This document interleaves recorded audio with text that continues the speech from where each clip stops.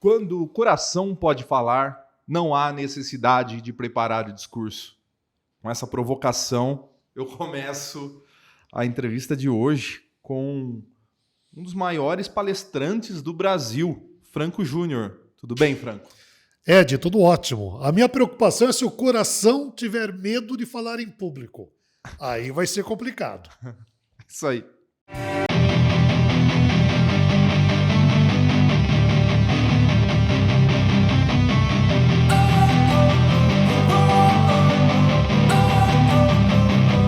Don't wanna sleep in, cause I got something to prove. I gotta take what I hate and finally make a move. I think of you and all the shit you don't do. Well, I'ma make hella sure that I don't become you. I have no regrets, yeah, I'll tie up my chest. Esse é o Além dos Outdoors, começando mais um dia aqui no Dual Coworking, produzido pela Pureza Filmes. Obrigado, meninos. Estamos voando. Não se esqueça de se inscrever no nosso canal. Acesse nosso site, tá? É alemdosoutdoors.net. Estamos em todas as plataformas de áudio. É só você procurar a gente no Spotify, no Google Podcast, no Apple Music, qualquer lugar. Você vai nos achar.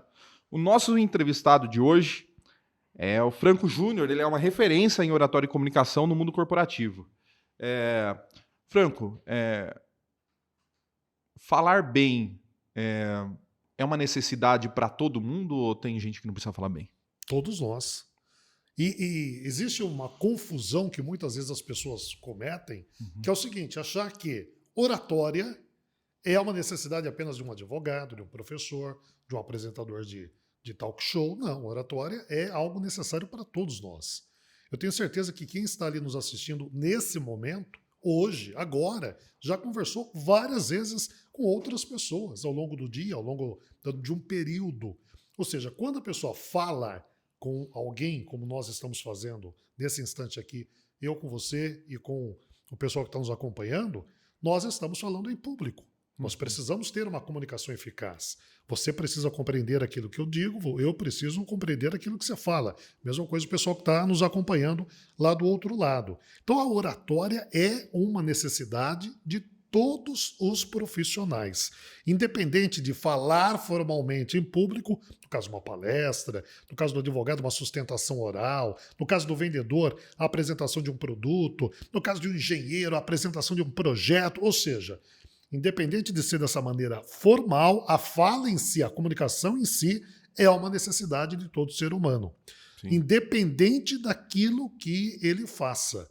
E é legal, Ed, porque cada vez mais os educadores estão atentos a essa questão da necessidade da boa comunicação, que não é leitura em voz alta que você ensina a criança lá na pré-escola, não é isso.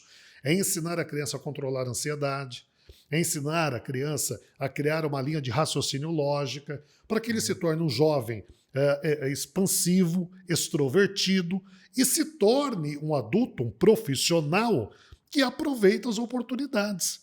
Quando eu tenho medo de falar em público, quando eu tenho medo de dar uma opinião, quando eu tenho medo de me posicionar na frente de outras pessoas, conhecidas ou desconhecidas, eu perco oportunidades.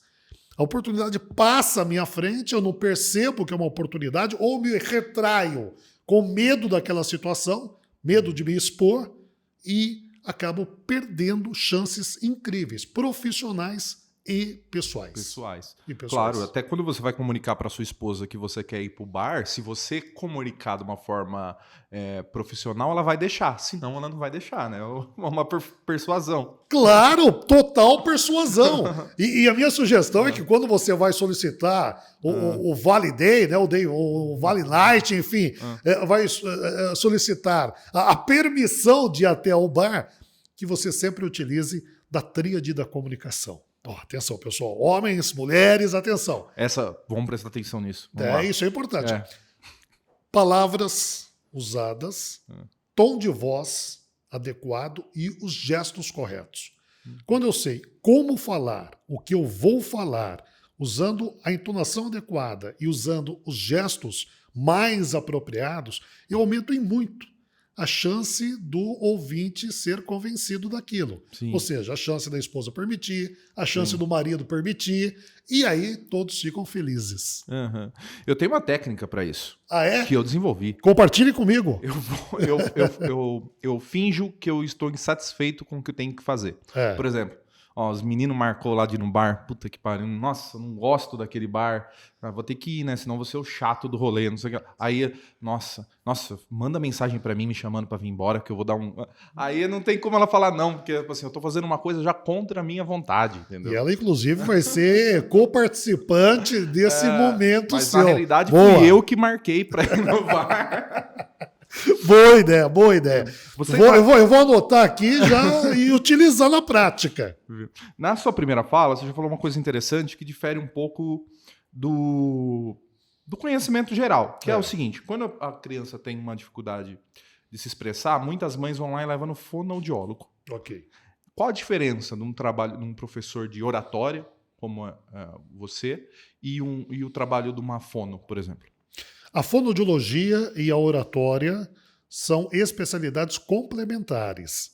Eu preciso, na oratória, utilizar técnicas fonoaudiológicas para falar de uma maneira correta. Por exemplo, eu fui uma criança que sofreu um trauma na minha infância.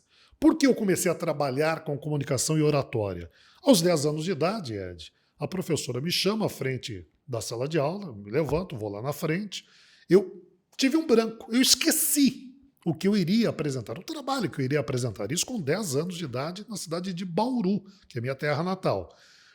Aí, de repente, eu travei. A professora, ao invés de me socorrer, a professora até desconhecia técnicas de oratória, isso faz mais de 40 anos, enfim.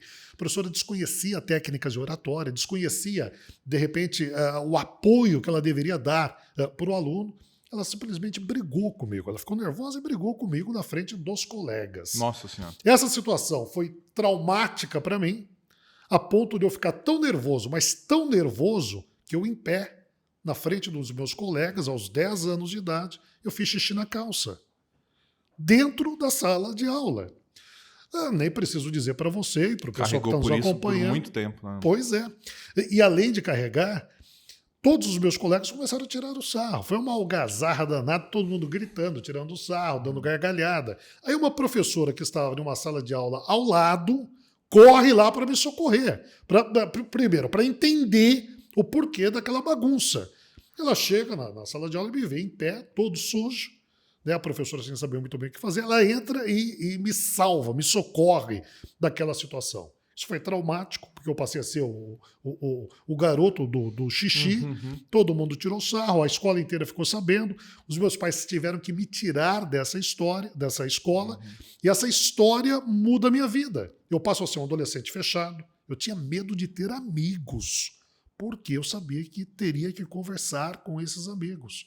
Eu passo a ser um jovem que deixava as oportunidades passar, porque eu tinha medo, eu não falava. Eu fiquei retraído. Até que aos 23 anos eu começo a trabalhar, a estudar comunicação e a trabalhar com oratória e comunicação. Isso foi transformador. Só que nesse processo dos 10 até os 23 anos, de tanto me retrair, eu tive problemas com dicção, eu tive problemas com pronúncia, eu tive problemas com freio de língua, e eu tive que fazer durante 11 anos fonoaudiologia para corrigir esses equívocos, para melhorar a dicção, melhorar a pronúncia. Eu falava trabalho, classe, eu falava errado. Eu falo ainda. Às vezes eu também falo, mesmo tendo feito fono. Então esse trabalho de fono foi fundamental para que eu conseguisse, primeiro, dominar esse meu medo, corrigir esses equívocos fonoaudiológicos e me expandir.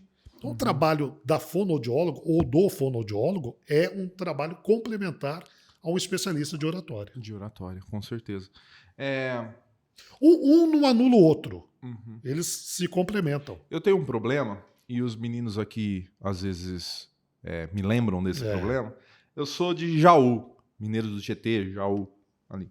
E nós lá puxamos um pouco mais o R, nós somos caipiras mais, falamos assim, diferente do pessoal aqui de Bauru, parece que Bauru fica no Rio de Janeiro, vocês falam faz o chiadinho, né? Vocês falam tia, e nós lá falamos tia. Pronto, né? Não tem H entre porta, porteira, coração. Mas isso, quando eu fui estudar em São Paulo, se tornou uma marca minha. Na hora de falar lá, o pessoal gostava, porque falavam que passava credibilidade, porque uma inocência do cara do interior passava credibilidade. Eles falavam isso. Esses regionalismos atrapalham a comunicação ou são só da pessoa e isso não precisa ser mexido? O sotaque, né, o regionalismo, o sotaque, já foi um problema na comunicação. Inclusive, quando eu comecei na década de 80, a recomendação dos primeiros professores com os quais eu tive aula de oratória, a recomendação era, trabalhe o teu R. Você tem que suavizar o teu R para que as pessoas que estão te ouvindo e te assistindo não percebam que você é de uma cidade X ou de uma cidade Y. Hoje em dia, não. Hoje em dia, inclusive, é a orientação que eu transmito nos meus treinamentos, nas minhas mentorias. Mantenha o teu sotaque, desde que a tua pronúncia, a tua dicção sejam legais. Por quê? Ed, se eu retiro a tua característica comunicativa, que é o sotaque, eu não deixo você natural. Eu te transformo em um personagem. E se tem algo que não cria conexão na comunicação, e você fala e as pessoas não entendem, principalmente não acreditam naquilo que você fala, é se você transparecer que você é um personagem. Sim. Imagina alguém negociando, fazendo de conta que ninguém cria conexão. Imagina, né, você expondo um projeto sendo um personagem. Não cria confiança, credibilidade. Então a recomendação hoje trabalhe a tua dicção, trabalhe a tua pronúncia, trabalhe a tua concordância em questões de língua portuguesa e mantenha o teu sotaque, as suas características comunicativas. Isso não atrapalha de maneira alguma. Quando a gente fala em eficiência de comunicação, a comunicação é mais do que só o emissor, né? Tem o receptor também. Sim. E muitas vezes o repertório são diferentes, né? Eu tenho um repertório, a pessoa com quem eu estou falando tem outro. Como você saber que você é eficiente se a pessoa está entendendo aquilo que você está falando? Porque às vezes você fala X e a pessoa entende 2X, né? Eu tenho uma frase que eu amo. Não é minha, gostaria muito que fosse, mas não é. Mas é uma frase que me norteia muito ao longo dessa jornada comunicativa. A frase comunicação não é aquilo que você fala. Comunicação é o que o ouvinte entende daquilo que você fala. Essa frase é incrível. E por que eu chamo a atenção em relação a essa frase? Eu preciso falar de uma maneira que faça sentido para as pessoas que estão me ouvindo. Se aquilo que eu estou falando não fizer sentido para a pessoa que está me ouvindo, eu não crio conexão com ela. E se eu não crio conexão, aquilo que estamos conversando, aquilo que eu estou falando, passa a ser pouco interessante. Hora ou outra, eu sou chamado em eventos da área do direito. Então lá, quando eu falo de oratória jurídica, eu digo assim, você que vai fazer uma sustentação oral em um tribunal, para que faça sentido para o advogado que está sentado ali me ouvindo. Hora ou outra, o pessoal da área da saúde me chama para conversar sobre comunicação humanizada. Eu viro e digo, olha, você precisa falar de uma maneira que o seu paciente entenda aquilo que você está falando, para criar conexão. Então a primeira dica use palavras que façam palavras e exemplos que façam sentido para a pessoa que está ali do outro lado te ouvindo. Esse é o primeiro passo. Quando você cria essa conexão, porque a pessoa percebeu que aquilo é para ela, faz sentido para ela, ela passa a prestar mais atenção em você. Então, esse é o primeiro passo. Segundo passo, contextualize o teu conteúdo para aquelas pessoas que estão ali do outro lado.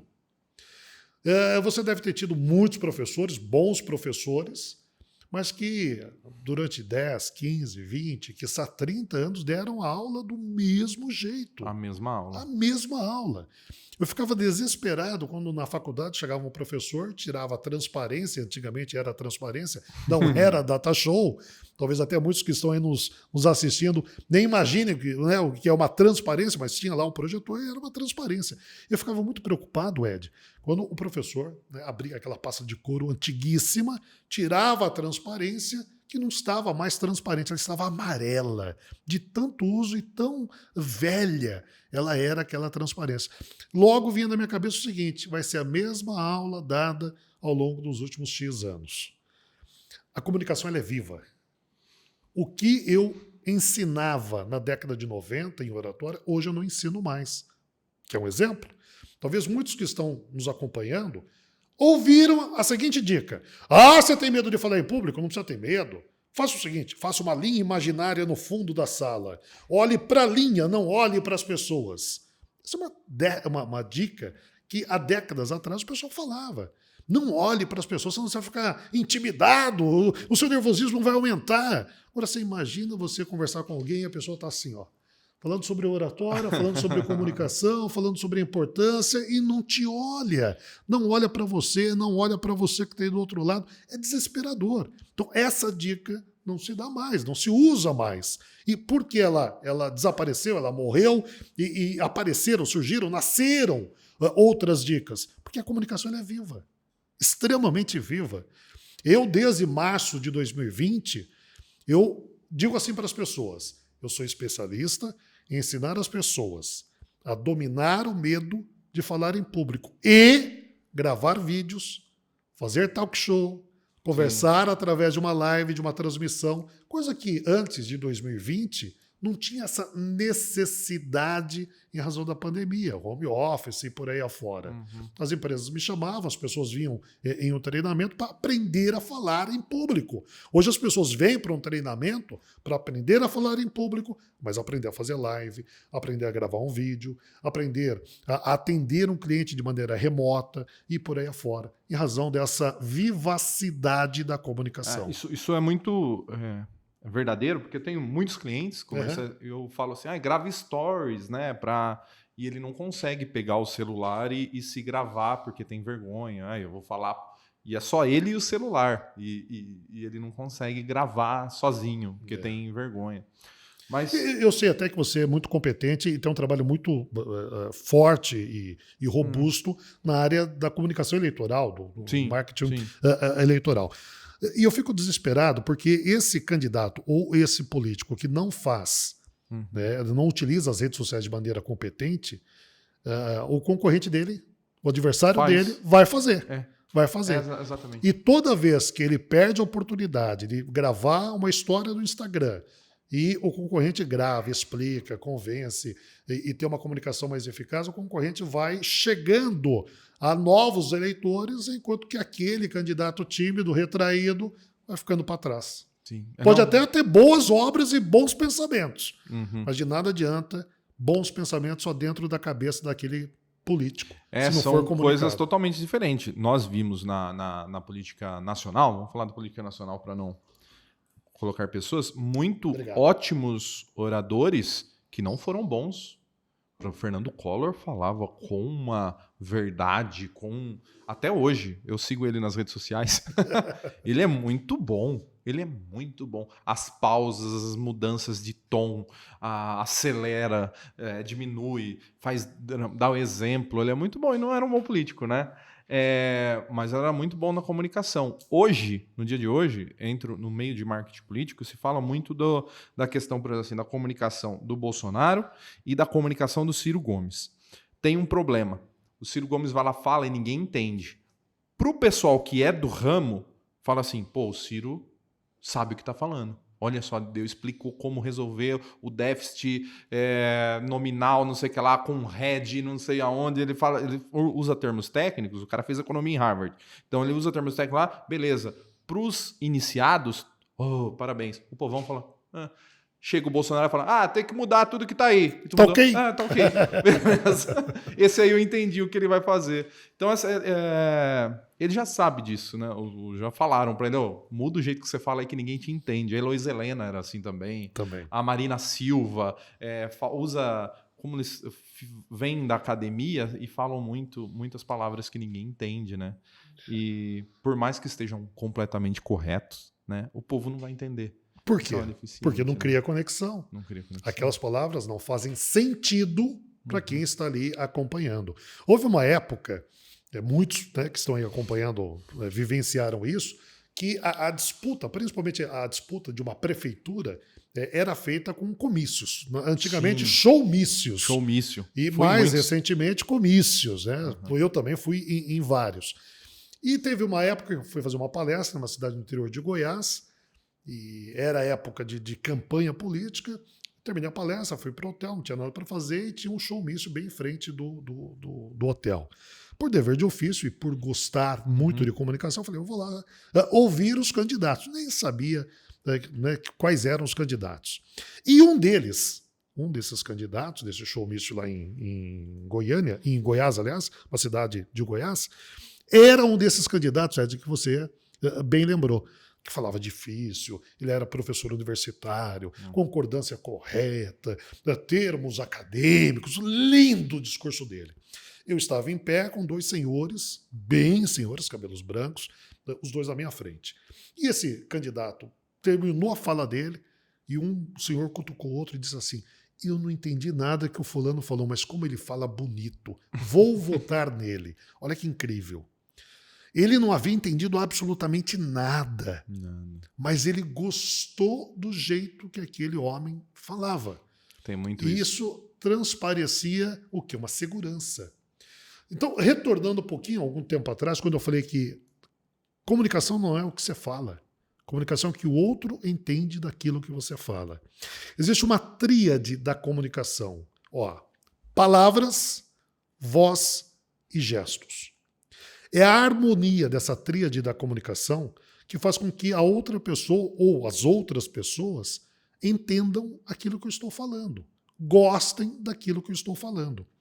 Esse senhor, que eu citei como exemplo, esse candidato, na época, ele tinha uma postura muito bacana, né, uma roupa muito bacana, se vestia de maneira muito apropriada, fazia gestos seguros, tinha um tom de voz que ele variava velocidade, intensidade e o volume durante a fala. Ou seja, a comunicação não verbal, gestos, eram legais, apropriados. O tom de voz, apropriado.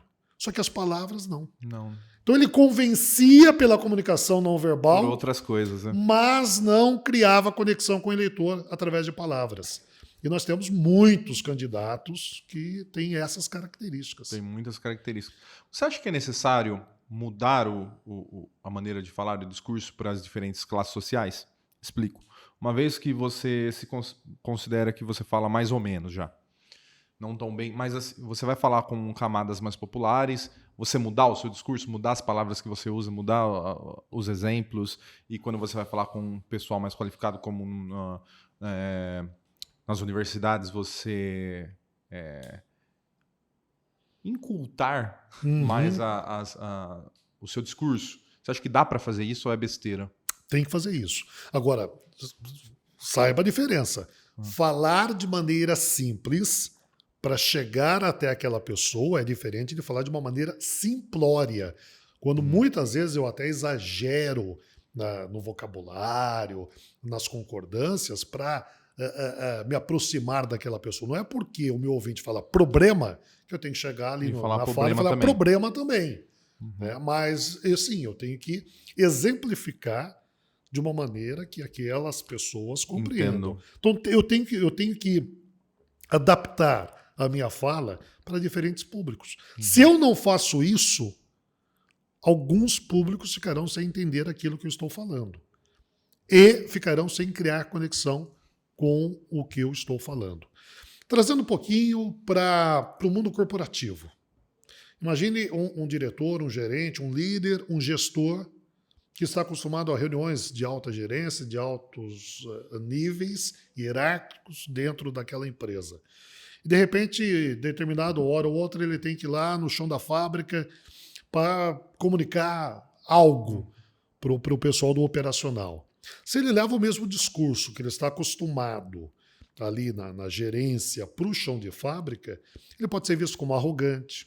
Sim. Ele pode ser visto como alguém distante de mim. Se é distante, eu não quero ouvi-lo. Eu já crio naturalmente uma barreira Eu não quero, eu não entendo. Fala difícil, não é gente como nós, não é gente da gente, então eu não quero ouvi-lo. Então, um líder, um gestor, um gerente, um diretor, a grande habilidade, o grande desafio dele é falar para diferentes públicos, ser compreendido e admirado por esses diferentes públicos. Muito bem.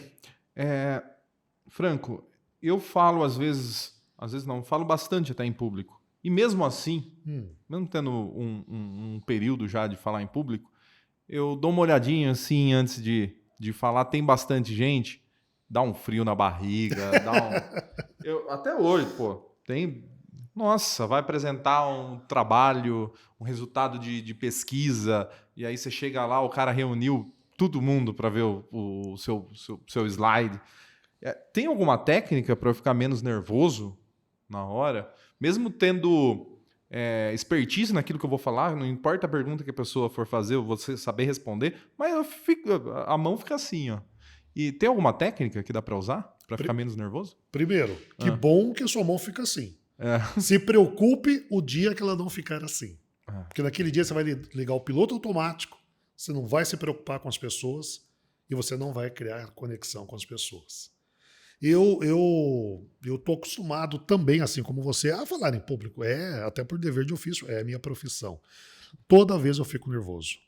Vindo aqui para o estúdio, para esse nosso bate-papo, eu vim fazendo exercício, porque eu estava ansioso, eu estava nervoso. Ô, Franco, é a primeira entrevista que você dá? Não, Nossa, não é, mas eu fico nervoso toda vez. Toda vez. Semana que vem eu estarei no Rio de Janeiro, fazendo um evento para cerca de 600 pessoas. Já estou nervoso desde hoje. Desde hoje. E por quê? Qual que é a diferença tua? Qual que é a diferença minha? E talvez a diferença de alguém que está ali nos assistindo? É que nós aprendemos o quê? A dominar esse nervosismo. E nós dominamos esse nervosismo a tal ponto de que ele não cresce e não nos paralisa. Em outras pessoas que não aprenderam a dominar esse medo, o medo cresce a tal ponto que paralisa aquela pessoa. Paralisa. A pessoa não consegue expor, não consegue falar, não consegue fazer absolutamente nada. Foi a mesma paralisia que eu tive aos 10 anos de idade, lá dentro da sala de aula, lá na cidade de Bauru. Então vamos lá, algumas dicas bacanas para você que quer aprender a dominar o medo de falar em público. Primeiro, conheça o assunto. Franco, isso é óbvio. Não, não é. Não é. Muitas pessoas se atrevem a falar em público de assuntos que não dominam e essa insegurança por não dominar o assunto passa a ser uma grande encrenca e vai piorar com a aproximação do momento da fala. Então aceite falar em público sobre assuntos dos quais você domina. Segundo, entenda que a ansiedade do momento da fala em público ela é natural. O que acontece? Rapidamente, em 30 segundos, eu vou explicar aqui para todos nós o que acontece com o nosso corpo no momento de uma fala em público. Fica à vontade. Vamos lá. O cérebro diz assim, o Ed vai ter que apresentar aquele trabalho daqui a pouco.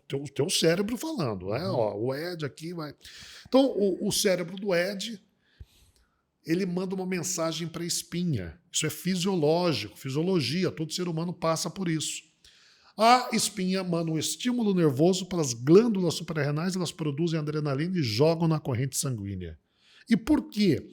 As glândulas suprarrenais produzem essa adrenalina para preparar o nosso corpo para esse risco. Porque o cérebro entende que falar em público, apresentar um projeto, falar com a equipe, falar com conhecidos, falar com desconhecidos, dar uma entrevista aqui no talk show, é um risco.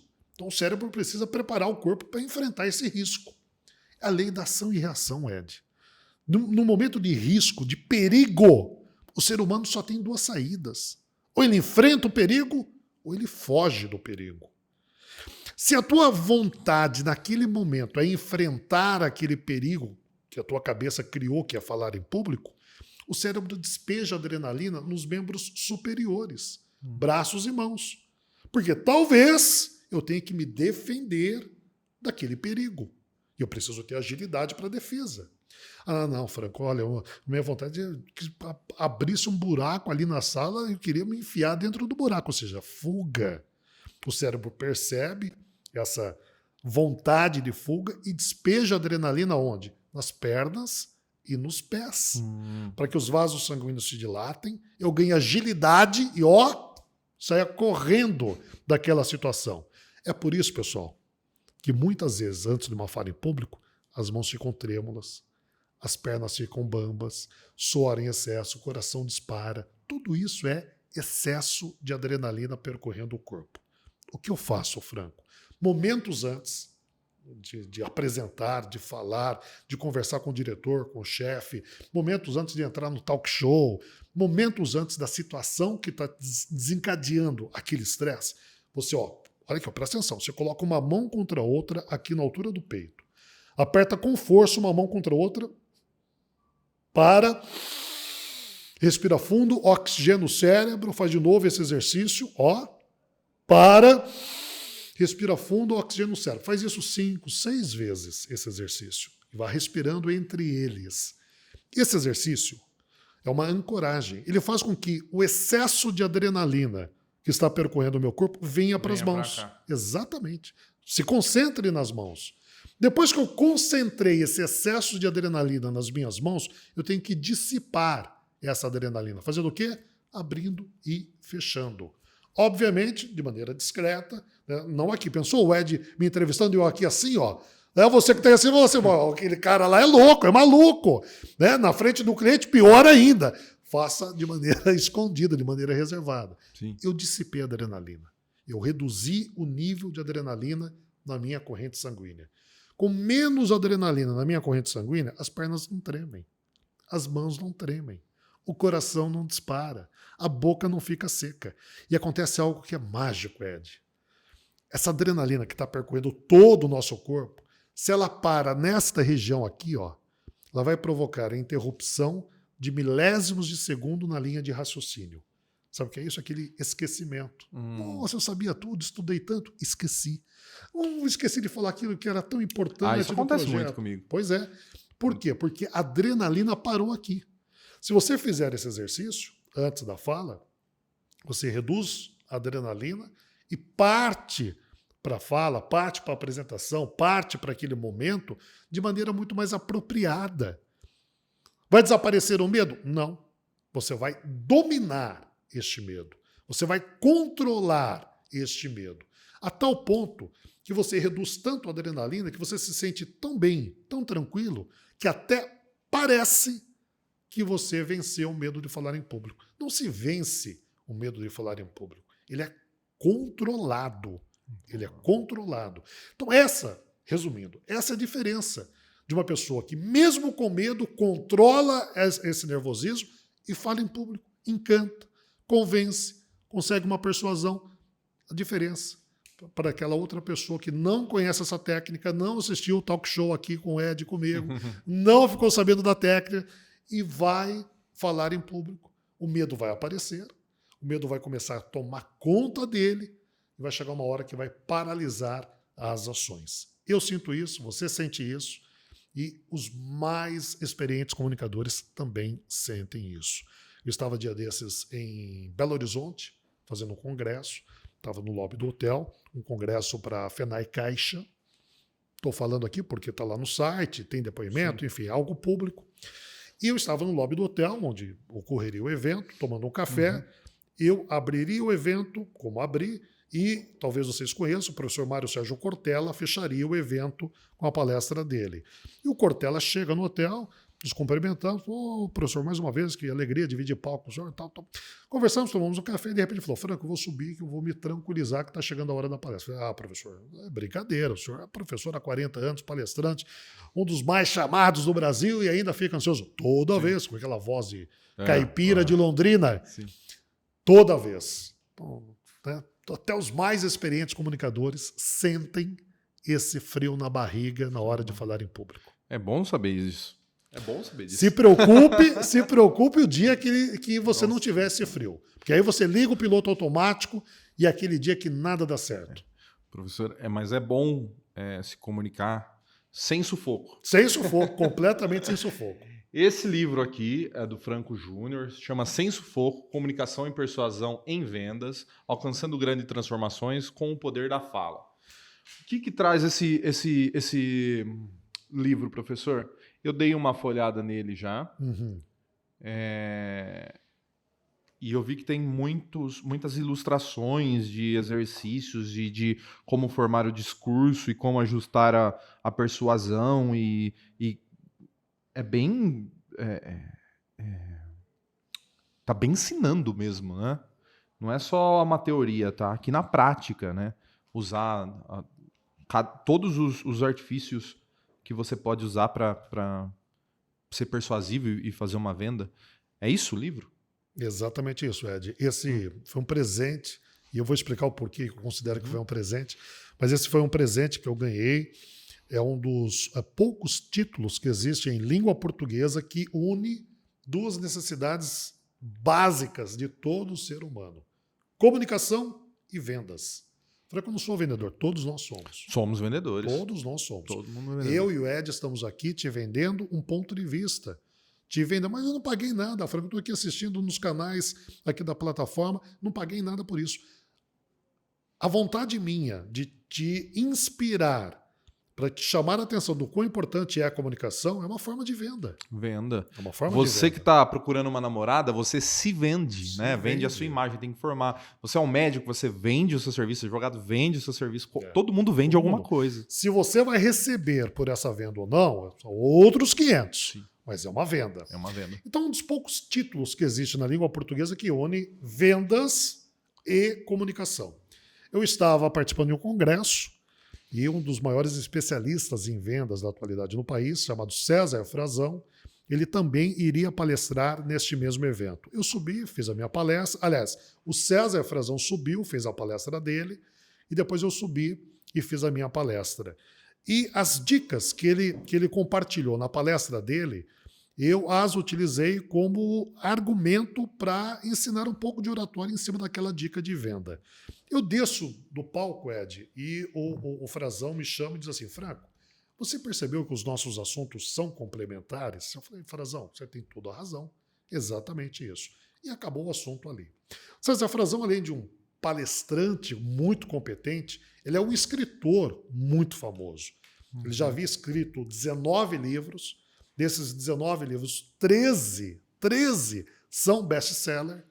Ele é autor de um dos livros mais vendidos de vendas do país, A Magia da Venda, O Show de Vendas, são vários títulos que ele já escreveu. Muito respeitado no segmento de vendas e no segmento literário brasileiro. Aí no dia seguinte, eu lá no hotel, me preparando para ir embora, pegar o voo e voltar para a minha terra, ele chega no café da manhã, todo esbaforido, e diz assim: Franco, que bom que você não foi embora ainda, eu tenho um convite para te fazer. E eu imaginei que o convite que ele iria me fazer naquela oportunidade era para uma palestra. Ele senta na mesa e diz assim: Franco, estive refletindo a noite toda e eu vou escrever o meu 20º livro, ele vai ser marcante. Eu falei: eu sei, eu acompanho a tua carreira literária, eu quero te chamar para escrever esse 20º livro comigo. Ed, minha perna tremeu, minha boca secou, meu coração disparou. E foi aí que nasceu o Sem Sufoco. É o 20º livro do César, o primeiro livro meu, e aí está a explicação do presente que eu ganhei. Escrever o meu primeiro livro em parceria com alguém que é muito respeitado no mundo literário. E dessa parceria nasce o Sem Sufoco. A Alta Books ficou sabendo desse projeto, uma grande editora internacional, e quis que nós editássemos esse livro por eles, pela Alta Books. É um livro que você vai perceber que ao final de cada capítulo ele tem um resumo do capítulo. Então, ao final de cada capítulo, deixa eu abrir aqui o final de um capítulo, ao final de cada capítulo tem um resumo. Para aquela câmera lá. Então vamos lá. Ao final de cada capítulo tem um resumo do capítulo, tem um mapa mental do capítulo. E aqui nasce a questão da comunicação viva. Eu, agora há pouco, conversei com o Ed e com vocês. A comunicação é sempre viva. E por que eu digo isso? Existe um QR Code aqui ao final do mapa mental. Todo capítulo tem um QR Code. Todo capítulo. Nesse QR Code, você pega o teu celular e aponta para esse QR Code. Aqui existe um vídeo complementar com o conteúdo daquele capítulo que a pessoa acabou de ler. Que legal, multimídia, um vídeo um livro multimídia. O livro, eu e o Frazão só poderemos mexê-lo, né, ou mexer nele na próxima edição. O vídeo não. O vídeo nós trocamos conforme a necessidade, conforme o interesse do leitor. Muito legal. É muito bacana. Muito então é um bacana. presente que eu ganhei e que eu estou aqui gentilmente, de coração muito alegre, te oferecendo. Esse é teu, é um presente que eu fiz Muito questão obrigado. de trazer. Muito legal. Vou devorá-lo rapidamente. Que bom, fico feliz. Eu brinquei no começo do programa falando que quando falar de coração não há necessidade de preparar o discurso. Por outro lado, geralmente eu levo umas 3 semanas para preparar um discurso de improviso. Antes, deixa eu só registrar. Quando eu falei com o Franco Júnior pelo Instagram para ele vir aqui, eu falei, eu escrevo um roteiro, porque eu preciso de uma muleta. Ele falou assim, não precisa de roteiro, vamos lá e vamos falar essa vontade. Eu falei, não. Bater papo. Eu vou escrever um roteiro, porque eu sempre escrevo um roteiro. Todas as entrevistas que vocês viram no Além dos Outdoors até agora, eu tinha um papelzinho desse aqui na minha frente que eu escrevia antes, entendeu? E preparei um discurso antes. Porque eu aprendi lá atrás, assim, sempre prepare o discurso. É importante preparar? Por exemplo, vendas. É importante escrever um roteirinho de vendas? Mesmo que, mas cada situação é uma situação. Mas você saber ali mais ou menos o que tem que, como inicia, como... É importante isso? É fundamental. É fundamental. Agora se diz assim, eu não preparei ou eu não fiz um roteiro. Claro que você fez. Eu tenho certeza que em algum momento, ou de hoje, ou de ontem, ou dos dias que antecederam esse nosso bate-papo, em algum momento você foi dar uma lida sobre a minha trajetória. Em algum momento você parou e começou a refletir quais seriam os assuntos pertinentes a esse nosso bate-papo. Talvez você não tenha feito o roteiro escrito, mas o roteiro mental certamente você fez. E o roteiro mental ou o roteiro escrito é fundamental para que a comunicação seja congruente, persuasiva e convincente. Sempre pensem em um roteiro. Algumas pessoas têm a necessidade de escrever aquele roteiro. Com o passar do tempo, e como eu acompanho a carreira do Ed e a história dele, eu sei que ele tem essa habilidade, já trabalha com comunicação há um bocado de tempo.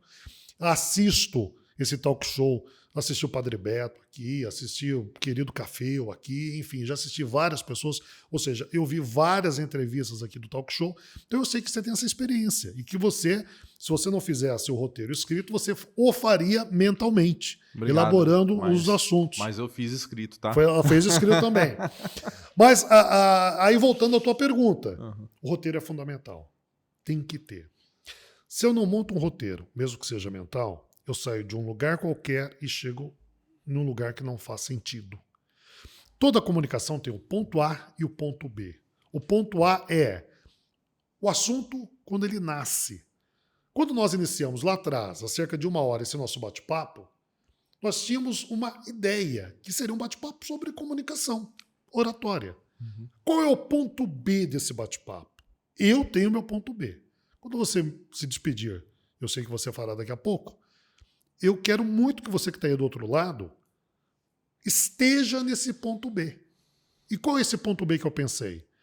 Ao final dessa nossa conversa, eu quero que você que está nos assistindo, no mínimo, esteja inspirado e percebendo o quão importante é a comunicação em nossas vidas. E não só para esse ou para aquele profissional, para todos nós. Eu não sei o que você faz, mas eu sei que se você faz de maneira competente, do ponto de vista de comunicação, aquilo que você fará melhor ainda. E quanto mais você estudar a comunicação, melhores serão os teus resultados. Com certeza. Mas eu estudo muito teoricamente aquilo que eu faço. O conhecimento teórico não tem valor se ele ficar só dentro da nossa cabeça.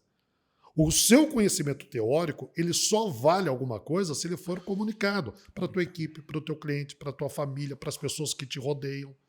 É aí que se cria valor por aquilo que nós sabemos. Eu conheço sobre oratória, mas esse conhecimento que eu tenho não vai ter valor algum se eu não puder te ajudar a melhorar a sua comunicação. Exatamente. Então esse é o ponto B.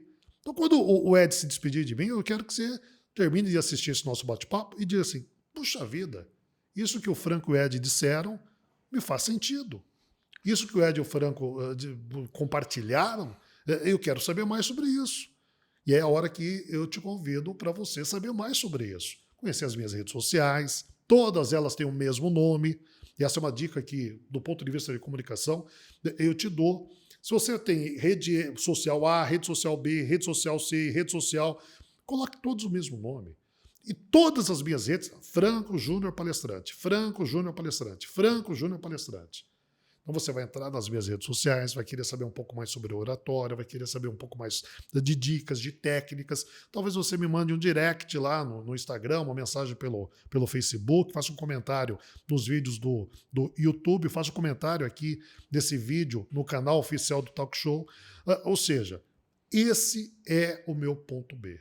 Se eu não tivesse esse ponto B, eu passaria esse tempo aqui junto com o Ed, tendo uma conversa gostosa, mas chegaria no final, você viraria para ele e falaria assim, pô, legal, assisti aqui esse tempo os dois, e aí? E aí? Agora não, agora você está sabendo como dissipar adrenalina, você está sabendo a técnica da tríade da comunicação, que as pessoas te entendem não só por aquilo que você fala, mas o jeito que você fala, aquilo que você fala, você está sabendo sobre a importância de um roteiro, ou seja, todos os passos de uma boa comunicação, de uma boa fala. Com certeza. Dentro dessa fala que você está falando agora, eu tive professores que eram no mercado de trabalho top de linha, eram os melhores. E eram péssimos professores, porque eles eram tecnicamente bons na área e não conseguia passar para a gente, não conseguia se comunicar, não conseguia ensinar da maneira correta. Então não adiantava nada ele ser um puta técnico bom na área dele, ele não sabia, aliás, nem era tão bem sucedido, porque talvez não conseguia demonstrar que ele era bom naquilo que ele fazia, né?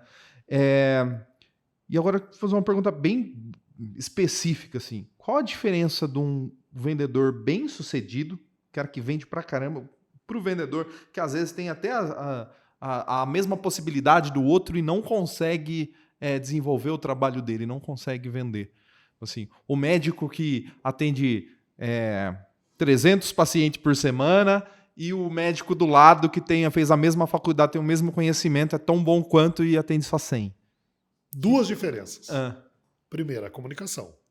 Segunda, o tempo que esse profissional que ainda não chegou a bons resultados, o tempo que ele dispensou estudando aquilo que ele faz. Você citou o exemplo do médico.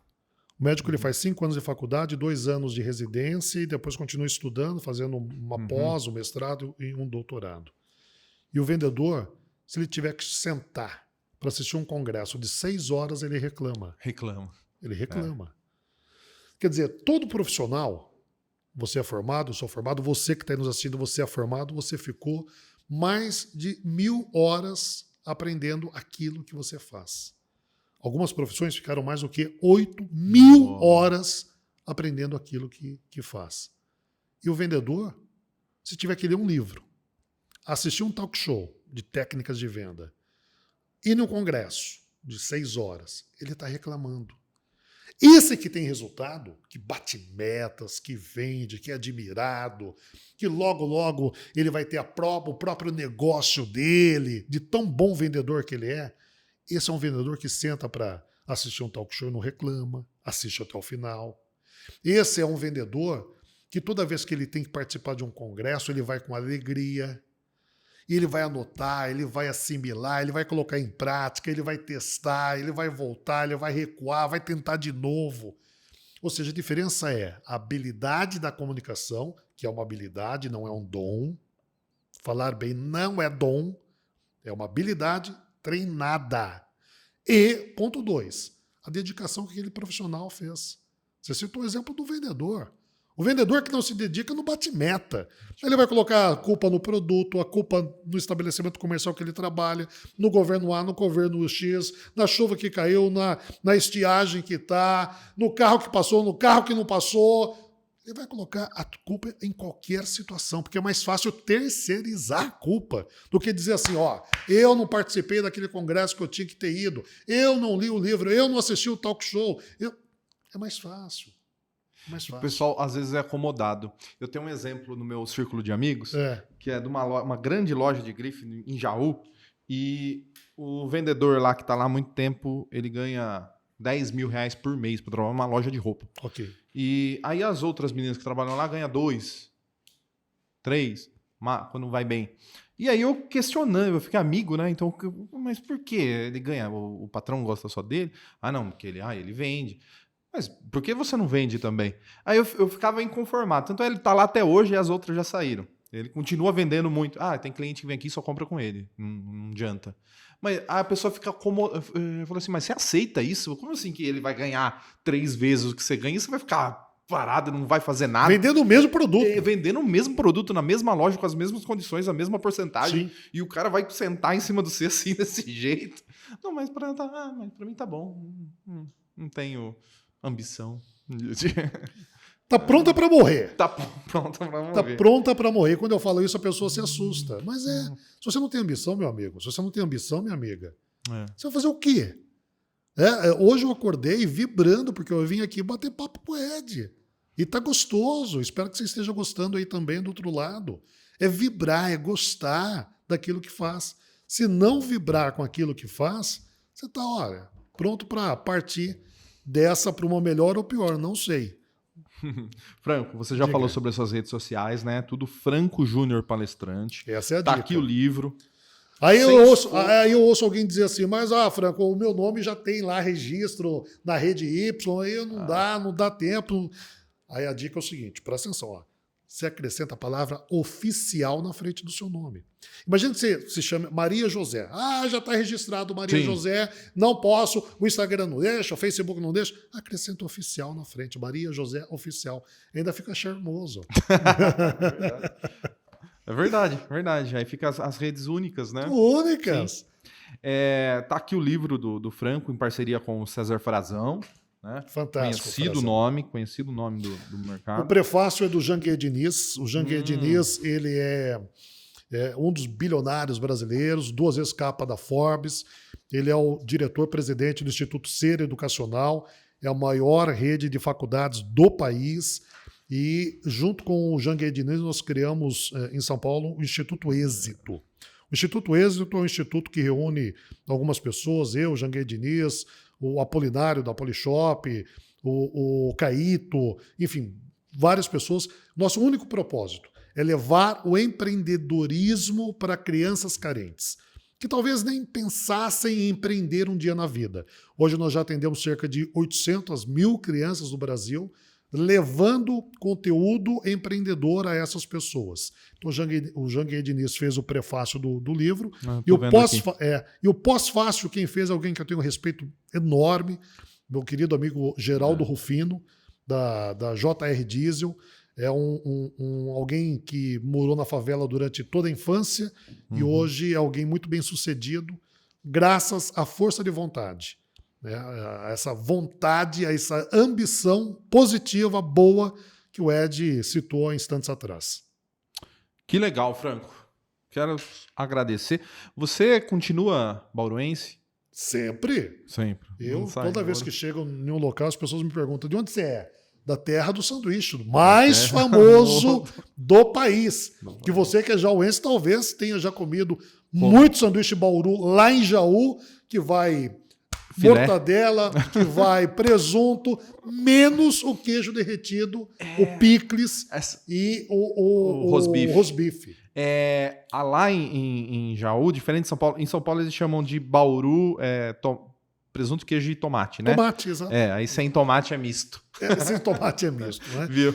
Mas eu falo com orgulho. Mas aqui o Bauru, lá em Jaú, em Mineiros, é o sanduíche que é de carne. Por exemplo, assim, pão francês, carne de boi ou de porco ou de frango, qualquer coisa. E queijo, presunto, tomate, assim, qualquer coisa que vai ao filé e não um hambúrguer moído, é Bauru. O Bauru é quando vai a carne para nós lá. Se você está aí nos assistindo, você não é aqui da região, eu sei que a audiência é grande, de pessoas de outras regiões do país, você tem que ter essa experiência gastronômica na tua vida. Eu não sei quando você vai ter, mas tenha.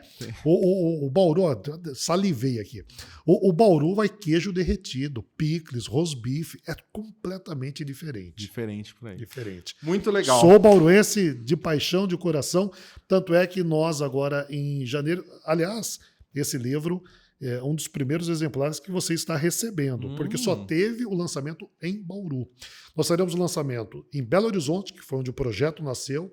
Aquela palestra que eu me referi junto com o César Frazão foi no Hotel Uruminas, em Belo Horizonte. Então faremos um lançamento em Belo Horizonte, nós, a editora, fará um lançamento no Rio de Janeiro, que é a terra da editora Alta Books, São Paulo, e tem mais uma capital, Porto Alegre. Aí a editora apresentou o projeto e eu não vi Bauru na lista. Falei, para tudo. Eu sou bauruense e faço questão que Bauru esteja nessa lista. Tanto é que o lançamento nacional do Ciência Foco foi em Bauru, em razão da minha paixão pela minha terra natal. Legal. Parabéns por manter as raízes. Eu sei que é difícil, porque palestrante pega muito voo e daqui não tem muito voo, né? Saindo. Você usa... É bem encrenca. O aeroporto daqui é complicado, né? Muito complicado. Já devolvi muito cachê de palestra. Palestra paga, hein, pessoal? Já tive que devolver cachê porque perdia voo. O voo não saía. Não é que perdia, o voo não saía, infelizmente, de Bauru. Aí eu criei um antídoto para isso. Eu já não dizia para o contratante que eu era de Bauru. Então ele me pagava a passagem aérea a partir de São Paulo. Eu pegava o carro, saía de Bauru, ia até São Paulo. De lá pegava um voo e ia até o local da palestra. Mas isso aí. Franco, obrigado por ter vindo até aqui. Eu que agradeço. Você ensinou muitas coisas que eu vou utilizar daqui para frente. Eu tomei uma aula aqui hoje. Nosso programa está aberto. Sempre que você tiver uma novidade, você pode voltar aqui. Muito obrigado pelo livro. Eu vou lê-lo com muita ênfase. E eu vou fazer questão de deixar uma dedicatória para você por 2 motivos. Primeiro, que é uma dedicatória muito carinhosa. E segundo, toda vez que eu deixo uma dedicatória no livro, eu sei que o proprietário daquele livro pode até emprestá-lo, mas vai pedir de volta. Com certeza. Porque tem ali a dedicatória personalizada. Você só enriqueceu mais ainda nosso programa, tá bom? Muito obrigado. É muito gostoso estar aqui do outro lado. E realmente eu assisti a várias entrevistas que vocês fizeram, o pessoal da Pureza fez. E está assistindo, né? Seja lá no celular, no smartphone, ou no notebook, enfim, ou na TV, né? Está assistindo. E hoje estar aqui do outro lado, batendo papo, conversando, nessa que é a essência do talk show mesmo, que é bate-papo, é conversa, se sentir numa mesa à vontade, né? É muito gostoso. Então eu agradeço demais essa oportunidade que vocês me deram de falar de um assunto que eu amo de paixão, que é a comunicação, em um ambiente extremamente gostoso, que é o talk show, com o pessoal que está aí nos acompanhando. Ama e domina demais. Foi uma aula. Galera, se inscreva no nosso canal para você não perder as nossas entrevistas. Siga nossas redes sociais, no Facebook, no Instagram. Nós temos um grupo no Telegram de atualização de quando tem coisa nova. No Spotify. Fica com a gente nas redes sociais que vocês não perdem nada. Obrigado, pessoal da Pureza Filmes. A Pureza Filmes tem estúdios em Bauru, São Paulo, Rio de Janeiro. Se vocês precisarem de qualquer coisa audiovisual, eles fazem para você. Nós estamos aqui no Duel Coworking e até a próxima. I don't ever slow up, no I don't take sh**. I got no love for the fakeness. If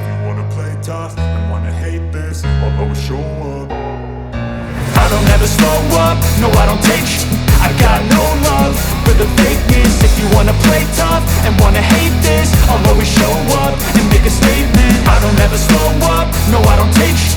I got no love for the fakeness. If you wanna play tough and